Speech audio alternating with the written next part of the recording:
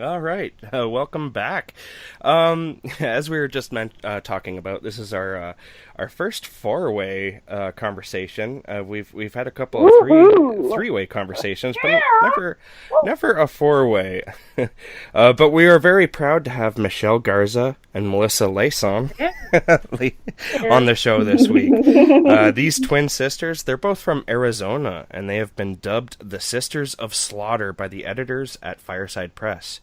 They write horror, science fiction, and dark fantasy. Their work has been featured in Fresh Meat by Sinister Grin Press, Wishful Thinking by Fireside Press, Widowmakers, a benefit anthology of dark fiction, and Michelle had a poem included in the Poetry Showcase Volume 1 put out by the HWA. Their debut novel, Man Blue, was released in May of 2016 and has garnered interest by the likes of Brian Keene. Welcome to the show, ladies. Welcome. Hello. So nice to be here. Melissa just stepped out for a second to make her daughter happy she just busted in the door crying. Oh, that's okay. I have a little one too. How old is she? Sounds pretty young. How old is she? She's 2, and Yeah. I have a 4-year-old and I have a 9-year-old who's Oh my soon to God, be yeah. 10. So yeah. Yeah, I Dude, understand all of you totally. are really busy then. Yes. Yes. Yes, indeed. All right. Yeah, my mom was supposed to babysit my 2 today, but she couldn't, so I ended up bringing them to Melissa's house, and now we have 3 of them, like, out in the living room, and we're like, okay, guys, just be good, please, be good. It's not working. Yeah. It's not working. It never works with the little ones. No. I noticed that we run among the same people on Facebook. Every time I end up liking a post, well, I usually go through all the posts and I like them if I like them. And I noticed that typically one of you, especially Michelle, they always seem to like the same post before I do. You guys always beat me. Beat you to the post, yeah. Yeah, I like, we got a lot of cool friends on Facebook, you know what I'm saying? People are always posting some awesome stuff. Yeah. I definitely jump on anything with werewolves or anything, dark or spooky. Yeah, me too. I always love those posts. They're my favorite. And speaking of werewolves, you guys are always doing the Werewolf Wednesday thing, and it's Wednesday now, so happy Werewolf Wednesday. Yay! Oh, we're gonna have to play some Warren Zevon during our break. Yeah. Werewolf London. Yeah, for sure. What is it about the werewolf that appeals to you? Always loved werewolves. I'm not really sure, actually. I mean, it's like when we were kids, we were growing up, we always watched all the old Universal movies, and I don't know what it was about the Wolfman, but I always thought he was the coolest. Yeah. Yeah, me too. I just thought it was so awesome, this dude, He just seemed so gentle and, like just an ordinary dude, and then a beast can just pop out and strangle gypsies and stuff in the night. And I thought it was awesome. But yeah, I don't know. It's just always been something we've loved. We used to dress our cats up in like baby doll clothes and pretend like our cats were werewolves and stuff. That's cool. We were weird. Have them attack our Did brothers. either of you read? I was just wondering if either of you read Anne Rice's werewolf books, The Wolf Gift and Wolves of Midsummer. No, you know what? I Or haven't. Midwinter. I want to read those so bad. Yeah, I haven't read any of those. I read, was it Alice Borchert, the Silver Wolf, and stuff like that. Yeah. Those are pretty cool. Yeah, I've been wanting to read those Anne Rice books too. I'd like to see what she does with the werewolf. So I was a big fan of her vampire series. It's funny that you guys say that you like the werewolf because you kind of identify with them, or at least you enjoy what they do. I always kind of liken myself to Frankenstein because I'm always the sort of the outcast in any group, sitting in the corner going, wine good, or drink good, fire bad. Yeah, hey, that's kind of like me too, though, because I'm just like, where's the dog? I'm just going to go hang out with the dog. Where's the cooler full of beer, and where's the dog? I don't want any human contact. Yeah. I'm just done here. So you guys are twin sisters, right? Like identical Yes. twin sisters? Yes. Well, what was that like growing up together? Did you guys fight a lot, or have you guys always gotten along? We've always been extremely close.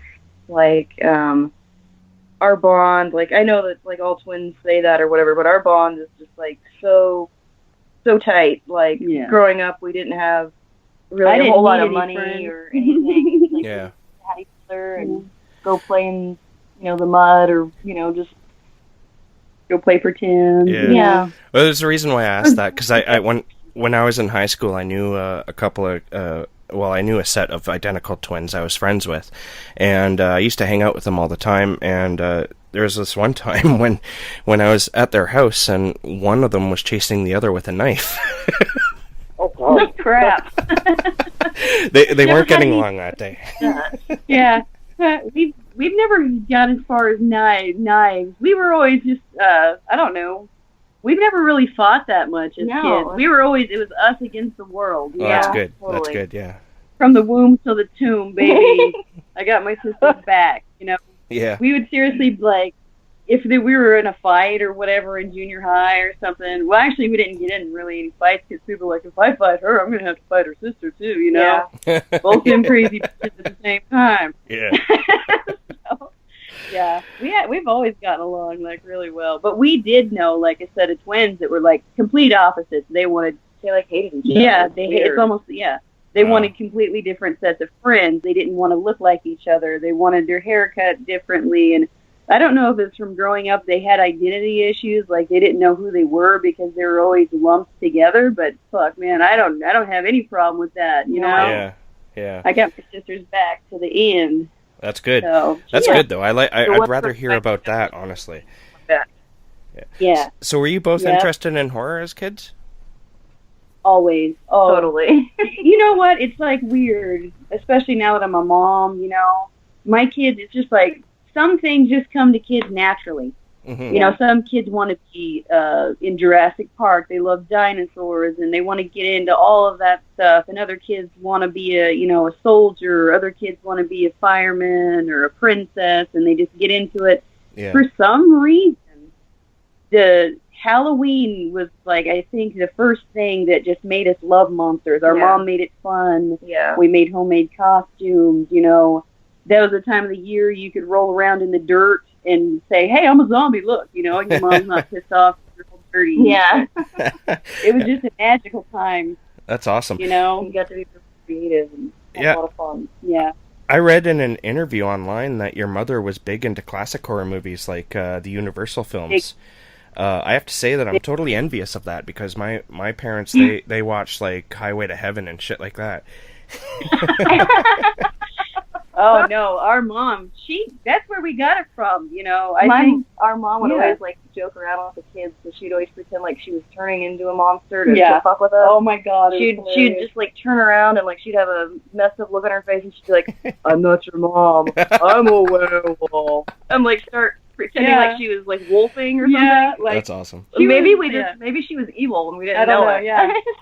Maybe. No, she was always into the original horror movies, the Universal classic movies, the black and white movies, even up until like the 70s. She showed us, the original Texas Chainsaw Massacre movies, and Just Before Dawn is like one of her favorite movies. We'd go out camping and I'd start whistling like those fat hillbilly guys, like, "I'm gonna come kill you with a knife."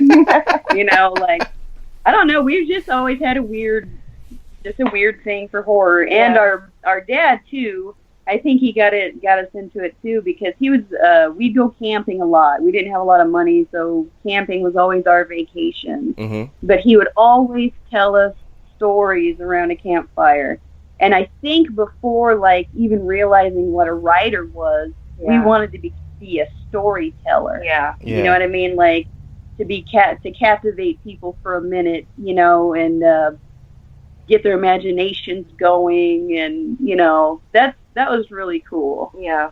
Yeah. I think it left a mark. So did you guys read a I'm lot? totally imagining. Go ahead, Michael. You go I'm first. sorry. No, you go ahead. Well, I was just going to say, I'm totally imagining you two as like being both Wednesday Addams. Like, were you the spooky girls in school? Oh, yes. We were kind of free. Oh, God, yeah. That's funny because I Definitely. had a mental image too, but it was more like ginger snaps. Yeah, I thought about that too with the werewolves. Yes, man. So did you guys read a lot? Yeah, we were. Oh, yeah. Yeah. See, that's the other thing, too, that, like, when we got a little bit older, you know, I know a lot of people would laugh, but we loved, like, all the Goosebump books, all the Fear Street books, all the, you know, stories to read in the dark, and, you know, our, actually, first, though, we loved, like, Roald Dahl and stuff. Oh, my God, I love the BFG and the Twits and Witches and, you know, all of those things that just get a kid's imagination going, you know. Maybe it's just growing up with a lot of money. It's like you had to have an imagination. Yeah, you had to have an imagination. Yeah, I know what that's like too, because growing up, I also grew up kind of poor as well, and like we didn't even go camping. But you know, I had to rely on my imagination for a lot of entertainment, and that's probably where it comes from for me too. Who would you guys say influenced you the most into becoming writers? That's a tough question. Really probably those earlier writers that we listed. You know, R.L. Stine, Roald Dahl. Well, I think, I would say that, because it's like, you know, when we were little, it's like, that was the one thing that we could do, you know, is we would go and my mom would grocery shop, and, you know, like maybe once every month or so, she would, you know, let us have a little bit of money, and we would go buy the latest, you know, R.L. Stine book, which everybody knows he put out like 6 million books. So it's like, you go and find the one you didn't have. God damn, and it was like so special, you know. I want Werewolf of Fever Swamp. Yeah, please. totally. Mom, please. Totally. So, I mean, yeah, she'd be like, you better be good at school. You better be doing all your homework. I'm like, come on, please, man. Werewolf of Fever Swamp. I need it. Sit there and you know, as a kid, you'd be like, wow, like, you know, I'm imaginative. This guy's imaginative, but he gets to do it for like a living, you know, like he gets to like, you know, he gets to like make money off of it and like live off of it. How do you do that? You know, like, we started writing our own stories when we were like 8. I remember it was so funny because Melissa wrote a story and it was about a werewolf on the moors, but there was also a ghost involved.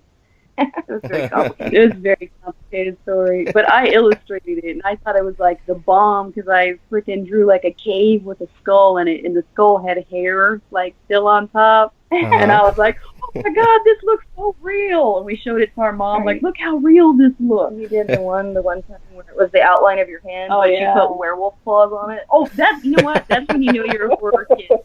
That's when you knew you're a horror kid. Yeah. We went to art class in elementary school, and they showed us how to trace our hands and use a pencil and like press down harder and then lighter, and then you smudge it with your finger, and it looks realistic. You know what I'm saying? Like shading on it. First thing I wanted to do was add claws and hair to it and put a freaking full moon behind it, man. And I was like, yes, man, I can draw a fucking werewolf hand. That's awesome. And everybody's like, what is that? Like, why would you draw a hairy clawed hand? The other kids are like, you know what? It's March. Why the fuck are you drawing a werewolf hand? Yeah. Because werewolves are awesome. That's why. Like, why are you That's kind of weird. People probably thought we were werewolves. We were little. Oh yeah, that'd be awesome. Definitely ginger snaps then. Yes, is it possible that you are? I'm beginning to wonder. Wish. I don't know. There was a couple times I woke up in the middle of a field, like covered in blood and missing my clothes. I did not know. I was like, "Am I a werewolf?" Might be a werewolf. Maybe a severed hand. Yeah, I might be. There might be something there. Yeah, might be something there. Yeah. So you guys have been creating together for pretty much your whole life. When did you consider, like, hey, how about we sit down and write, you know, a short story together, or a novel or something like that? Well, we wrote together a lot, you know, and I think it was around our 30th birthdays when we were like, you know what, we're getting serious about this shit. We're gonna do it. We're gonna do it. We're gonna actually try it. Yeah. So I think it was like the year before our 30th birthdays, we submitted like one short story to an anthology and didn't make it. And we're like, okay, back to the drawing board here. and we were both working and stuff at the time, and it was really just like do or die, get on this shit, learn what you can. Neither one of us went to college, so I'm sure our first couple passes at short stories or anything sent to somebody, the editor was probably like, what the fuck is this? Still rely on that. I'm like, Michelle, what the fuck is this? take this lump of thing and look at it. But yeah, we just, the best thing is just to keep trying and reading and learning from the people you admire, and and take rejection as Learning. as a learning experience. Oh, very much so. I never got a rejection that was like, "Hey, Michelle, you're fucking stupid." It was like, you know what I mean? Some people look at rejection that way, though. Like, "Oh, you fucking suck." Yeah. I did get a couple like that, actually. Yeah, actually, me too. I got one rejection that told me I'd probably be better off selling shoes. Shut the fuck up. Yeah. You serious? And that was from Australia. I was like, that crippled me for a little while. Yeah. Maybe that's like an idiom. Maybe that means like writing bestsellers. Oh, you should be selling shoes. See? You just don't know it. You just don't know it, but in Australia that means you should be writing bestsellers. Yeah, because shoes are so awesome there. So, I imagine that you guys live close together, right? Yeah, we live about 10 or 15 minutes apart. So how do you guys write? What's your process? Well, Melissa usually comes to my house, or I come to her house. And, around 3 to 5 days a week, we'll hang out for a couple hours, and we'll exchange what we've written. And, sometimes we do it through email, or we talk on the phone.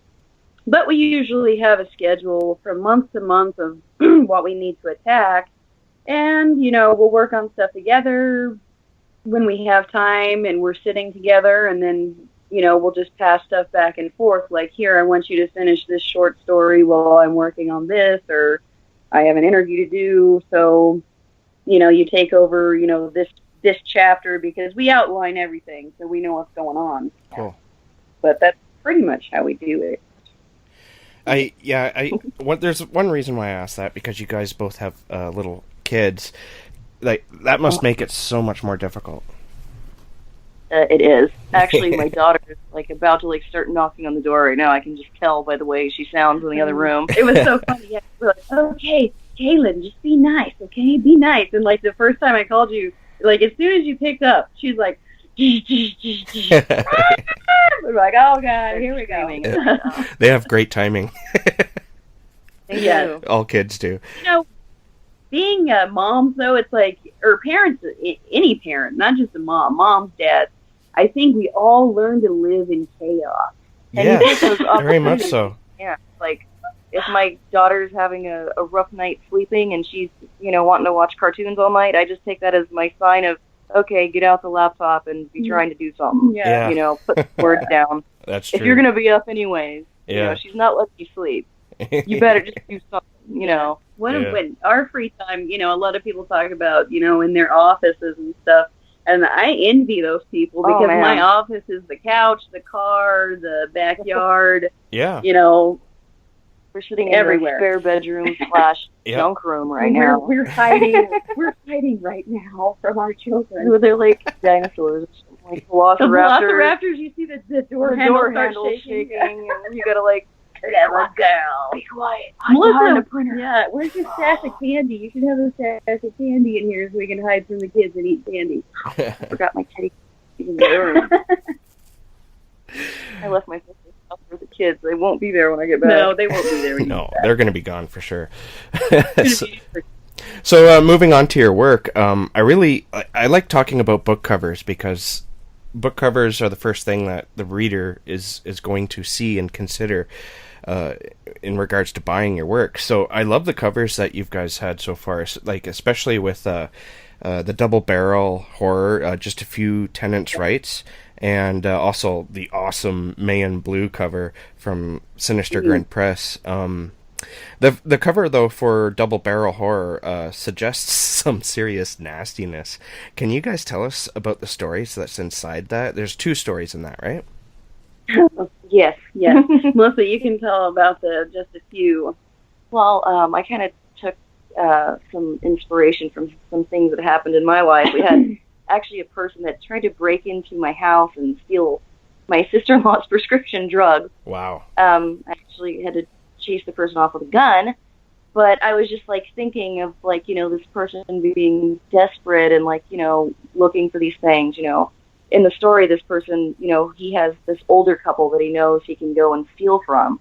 Well, he goes to this older couple's home and he's stealing, some drugs and, some other things. And, well, he comes across a big shock because the husband had been possessed by a demon. Yeah. And that's when shit gets crazy. And that's when shit gets real. No, it's basically just about, trying to just go and, take a bit of something and it, like, getting really crazy and out of control and getting more than you bargained for. I like that. That's when shit gets real. Yeah. Uh-oh. Shit definitely got real. Shit. Why did I choose this house?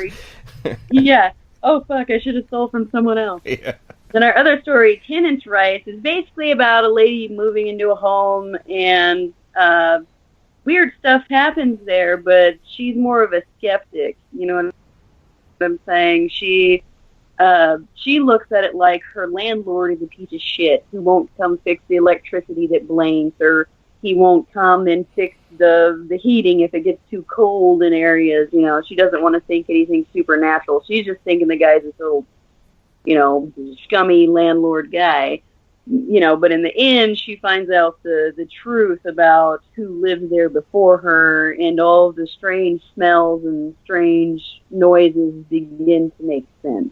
Yeah. Yeah. Awesome. And what happened what happened before was a brutal kind of thing. So yes, that's what happened. Didn't you have a question, Michael, regarding the covers? Well, the whole idea of the double barrel horror, to me, it summoned when Tarantino and Rodriguez did their double feature for Grindhouse. So I was kind of wondering if you had watched that, and I was going to ask if you were like channeling them, but it sounds like at least the one story was from real life, so that just gave them experience. Yeah. But the covers are kind of reminiscent of that. Did you guys work with the artist at all, or were you just like taken aback? No, we were just taken aback. We were just really happy with that one. That was just done by the artist, and then it was shown to us by Matt, and we're like, oh, wow, that's pretty freaking cool, man. Awesome. And then when it comes to Mayan Blue, though, Sinister Grin, they asked us kind of like what we were thinking we wanted to see on the cover, and then they started sending us the progress of it, how Zach, his name's Zach McCain, he's done some other book covers, but his sketches and stuff, they'd email them to us, and I was just like, oh, wow, this is really awesome. Yeah. I remember. And then they sent us a picture with the color, though. Oh, that blew me away. Yeah. Whoa. I remember when I first saw that cover, I was like, wow, that's like really beautiful. You just want to stare at it. Yeah. I know. I was like, oh my god, how do we get so lucky? Exactly. That's what I was going to say. I felt like I lucked out big time. Yeah. It's totally awesome. So, what is Man Blue about? Well, it's about a group of college students and one associate professor. They go looking for an older professor that goes missing in the mountains of Georgia, and he was looking for proof that the Mayans migrated up into Georgia and settled there. And he finds his proof, but he never comes back to tell anybody about it because he basically opens the gateway to the Mayan hell, which is Ibalba. And these poor fools that go looking for him, they find themselves there too. And that's when shit gets real. And that's my favorite part, when the shit gets real. Yes. It's serious now, folks. Why Mayan? I was just wondering why Mayan. Is that something that really interests you? That whole culture and like when the world was supposed to end because of their calendar. Well, actually, I mean, we've always been like that's something we forgot to mention as kids. Like we aside from like wanting to be werewolves and like crazy shit like that, we always like really looked up to Indiana Jones and stuff like that. Like we were always into ancient civilizations and everything. So anyways, like we were watching a TV show just one day because it was actually rumored, this was actually rumored to have happened. Like they're looking for proof that there was civilizations that came to, North America from South America. So I was watching a TV show that they actually were finding like little bits of evidence that could have happened. And, me and Michelle started talking and, we like, wouldn't it be crazy if they actually found this somewhere? Well, wouldn't it be crazy, like, then we started talking about the, mythos and everything of the culture because we were used to, like, reading about that stuff. We're like, well, wouldn't it be, totally fucked up if you found the gateway to the Mayan underworld there, like, what would happen then? Yeah. Of course, everything has to turn to horror, you know what I'm saying? It was never going to be a romance. I mean, if we're going to write a book, it's going to be crazy. So, yeah. I think Melissa explained it pretty well. We've always been into ancient civilizations and mythology and all that kind of stuff. And when you research the Mayan underworld, it is a dark ass place. You know what I mean? And the things that people were put through down there, was not only painful but also humiliating. It was like a form of like entertainment for these deities or demons or whatever down there, so we had to do it justice. So we wrote down a lot of notes and we tried to be as true to their mythology as we could. There's a few little things that we changed or added, but just for entertainment purposes. But yeah, awesome. Did that take a lot of researching? Because I wrote for some reason, I decided to write a novella that took place in the Guatemalan rainforest, and it took me years to research that before I even started writing. Yes. Oh, there is a lot of research going on with that, with Mayan Blue. We had read a lot of stuff before, as far as their mythology and stuff. So Zibalba and stuff was something we already had read about, so we're like, okay, how are we going to make this into a book? You know what I'm saying? What pieces do we want to use, and where? And how are we going to make it feel like natural without shoving it down someone's throat, Yeah. So that was kind of hard, yeah. It was nerve-wracking. So what was it like learning that Brian Keene was reading your book? Because I think I'd shit my pants, honestly. Well, I'll be honest with you, man. I fucking cried. Melissa went to go wrangle her daughter again. This is Michelle. But yes, I woke up I was drinking one night. Me and my husband were drinking a couple beers, and it was kind of late, and I was going to get ready to go to sleep, and I checked Twitter, and I was like, what the fuck? And I just started messaging my sister and her husband. I'm like, you guys, fucking Brian Keene is reading our book. And my sister's like, no way, no way. I'm like, yes, fucking way. This is happening. So he read it, and then he liked it, and he wrote about it in his one article on cemetery dance online, and I was just like, I was just still fucking, it doesn't feel real. I was like, what the hell, man? Like, these are people you idolize. You never think they'd even pick up your book. Yeah. You know what I mean? And I was really just so happy about that. So stoked. Yeah, well, congratulations on that. It'll be even better. Thank you. It'll be even better if you make his top 10 list of the year, or even like as an aside, like or close an honorable to, mention. honorable mention. Yeah, that's what I was looking for. Oh man, that would be I awesome. would freak out. I swear, I'm gonna freak out if anything like that happens. Yeah.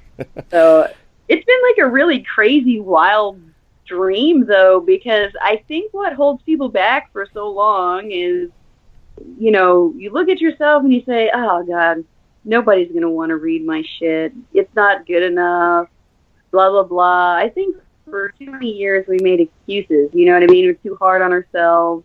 Yeah. And it's, you know, people got to get out there and try, you know, learn from your mistakes and keep fucking doing it. Yeah, persistence That's is been my very motto. much a key. Yeah. And, I was going to say something, but it just kind of left. Moving on, though, you guys just released a book last week. It's called Vengeance, and this is part of the Kindle World's Legacy Fleet by Nick Webb. Can you tell us what Legacy Fleet is, where your story fits in, and how you guys got involved with it? Yes. Nick Webb, I mean, he's written a freaking best-selling trilogy about a guy named Captain Granger, and this is set in, like, way far in the future, like 2000, what was it? 2600, I think. But anyways, it tells a story of him on the first one is called Constitution, and it tells a story of him aboard his ship, the Constitution, and it's on its way to be decommissioned and shut down and made into a museum. And basically what happens is when they're on their way to do all this shit, an alien force attacks not only Earth, but also like one moon base before they get to Earth, and almost fucking destroys everything. And these aliens, they had come like 75 years earlier, so they thought they would be gone, and they weren't. So they came back, and they almost destroyed the Earth. And Captain Granger and his crew have to save it. And the second book, Warrior, it's him on a new ship after he saved the Earth, but the aliens are still attacking, like, different planets and stuff. It's really, like, action-packed. It reminds me of, like, if you're a fan of Battlestar Galactica and stuff like that, I think people would really like it. That's really cool, because I am a big fan of that. If you like Battlestar Galactica, I think you should pick up his trilogy. And he's writing more in them, too. Yeah. But, okay, so, you know, I met him through mutual friends on Facebook, and we were all just kind of in a secret Facebook group, you know, where we talk about writing and stuff. And me and Melissa are the new girls, you know. We're the horror girls and the new girls, and, you know, everyone shares their experiences and their expertise, and it's kind of helpful, you know, to the new chicks and everything. But Nick's a part of that, and he asked if anybody would like to write for his Kindle World. And I was like, hell yeah, you know? Yeah. We like science fiction and stuff, so let's do it. So we wrote a book between his first two books, and that's where Vengeance comes in. It takes up the story of after Captain Granger saves Earth the first time, what happens. Because basically at the end of that book, at the end of Constitution, it's like he goes through some shit, and, you know, he gets injured and stuff, and he heals. I don't want to go into that too much, give away any secrets. But basically, right at the end, they're being called away again to go fight, because the aliens that they call the Swarm is attacking again. So we wrote what happens right after the first book, in between the first and the second book. Awesome. And so far it's been well received by the people fans that are fans. Yeah. Yeah, I was checking that out, actually, just before talking to you guys. You guys are getting some pretty awesome reviews, and it seems like your story fits right in. Yes. Did you see our first review? It was so shitty. This dude, was it about the number of pages or something? No, it was. Yeah, I know what you're talking how much about. it cost. Oh no, yes, how much it cost. Because he's like, our first goddamn review for that book was a 1-star review. He was like, it costs too much. He said he was just thinking about how the Kindle World charged too much for these books. Yeah, that's and ridiculous. I was like, this is bullshit. You know, if you want to bitch about it, bitch to Amazon or something. This has nothing to do with the story. It It has nothing to do with me. And I don't really care, because, I mean, we've had reviews where people didn't really like Mayan Blue and stuff. They're just like, oh, I don't really like the writing and stuff. I can handle that, because that's like an actual review. That's a critique of my work. But when a dude uses a review to complain about pricing, which, by the way, I'm going to say it right now, in Kindle World, the authors have no control over how much it's priced. It's like it's a scale. It's like if it's over 50,000 words, it's like $3.99. Yeah. And there's a different scale too. It's like it's $2.99 if it's like under 25,000 words or something. So we don't have a choice. Yeah. You know? Yeah, I think on Amazon that whole price thing, that really drives me crazy anyway. I read this somewhere, so this isn't my comparison, but people will spend $4 or $5 on a cup of coffee at Starbucks. Yes. Yeah. You know, but they'll do that no problem. But you know, get a short book for $4 and they think that's a waste of money. It's like, well, it's so much more enriching. I mean, what do you expect? I know, it's $4. Yeah, you get to keep it like in your Kindle or whatever, you know, you get to keep it on your device and read it again or whatever. And coffee is just like you go poop it out and you're done, you know? Yeah. Yeah, we can't percolate these things, you know. Yeah. No, I wish Amazon would regulate those kind of reviews a little bit more. I wish they would just get rid of them, because they're unnecessary. They reflect badly somewhat on the book in regards to the rating, and it's going to bring your average down, and it has nothing to do with the actual your book. story. It has nothing to do with you. That's what I was looking at, because it was the very first review. It was a 1 star. I was like, what the fuck? And then luckily we got a 5. We got a 5-star, like right after it. Yeah, and the rest are all 4 or 5 stars, so that's good. Yeah. Yeah. So, Actually, I went and I said, you know, that was this review helpful to you? And I said no. And then that thing comes up I just saying did that why. now. I did that like. And I said this review has no bearing on the story itself. It's just bitching about the price. So this, and then I clicked OK on that, and then I said, I forget what I said, but it's basically like, call this not a real review. It's more of a trolling or whatever. Thank you. You're welcome. Yeah, Everyone else should do that too, because I know that Amazon will get rid of reviews if there's enough people who say that the review isn't an actual review. So we should. And this guy, he didn't only hit ours. It was like 1 or 2 in the trilogy too. Like some of the other authors said the same thing. Yeah. This is garbage. I'm not going to pay $3.99 for a 200-page book. And it's like, what the fuck, dude? Doesn't Amazon have a complaint list? Can't you send them a complaint? Yeah. You're going to do this to an author when it's like, my first review is a fucking 1 star? Oh my god. I wanted to turn into a werewolf and kill the guy. Well, especially what you're saying.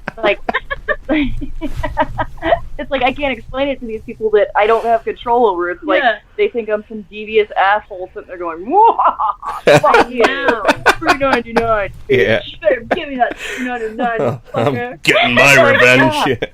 You talk about vengeance. Yeah, here's my And vengeance. plus, he knew what he was buying at the time. The sad thing is he probably didn't even buy it. He's probably like, oh, that's too much. I'm going to bitch about this. You're fucking right, dude.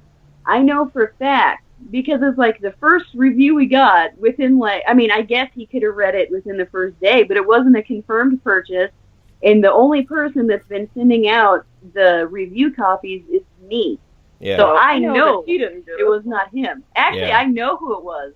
We've weeded it out, this person. Oh, yeah? Let's find it. Well, let's find them, and we'll set the werewolf sisters after coming him. for your ass, bitch. Yeah, The Sisters of Slaughter. Buddy, but there's a lot of mailing lists you're getting picked off of. Now there's some more vengeance for y'all. Yeah. Right. How you like them apples, bitch? So what are you guys cooking up now? Is there anything we can look forward to in the near future? Yes, let's see. Right now we're working on a book called Tapetum Lucidum. Okay. that we're going to be sending off. We can't say to who yet, just in case they say, hey, you should go sell shoes. This sucks. Don't Yeah. send me shit.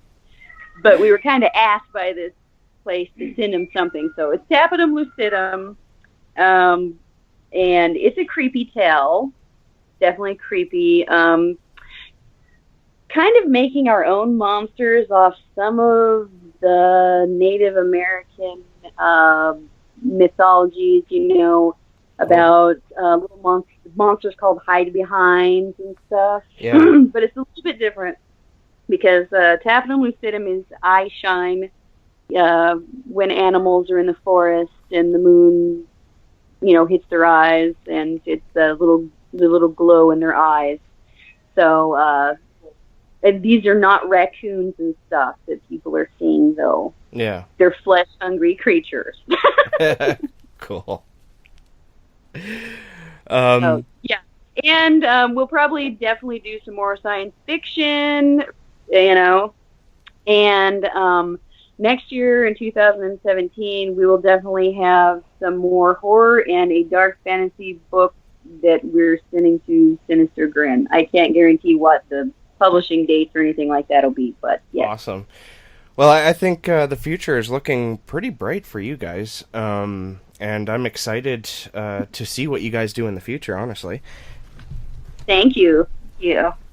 One thing I really like, after talking to you guys, and it actually reminds me of what I wanted to say before, but it escaped me, is that you guys seem to have fun with your writing, and I think that's what a lot of people need to, like, people who get discouraged in their writing, they need to learn how to just have fun with it again, and I think that's what you guys are doing, and it seems like you guys are having a blast doing what you're doing.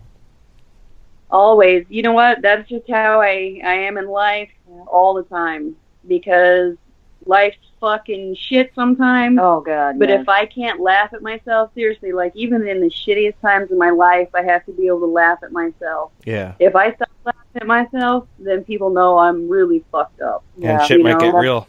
Then shit gets real. I might actually turn into a fucking werewolf. Come prevented. I'm gonna come prevented, bitch. Werewolf visit. I'm gonna shove my hairy fucking werewolf hand up your butt. I'm going to pull out your intestines and use it as garland around the house. That's right. That's right. I'm gonna jump rope, bitch. I'm gonna jump rope with your fucking intestines. I'm gonna get your bowels off. Yes. Oh, you guys are fantastic. So where can Thank fans find you online? We're on Twitter and Facebook, and I'm supposed to be finishing up a little website-y blog type thing, but I've been supposed to be doing that for like a month. So Well, it's not like you are kind of busy or anything. Yeah. Awesome. All right. Well, thanks so much for being on the show. We're going to have you on again. Yeah, you guys were great. Yeah, we're going to have you on again when you guys release something else. hell yeah, Awesome. man. I love that. That'd be great. All right. Thanks, guys. Thank you. Take care. Thank you.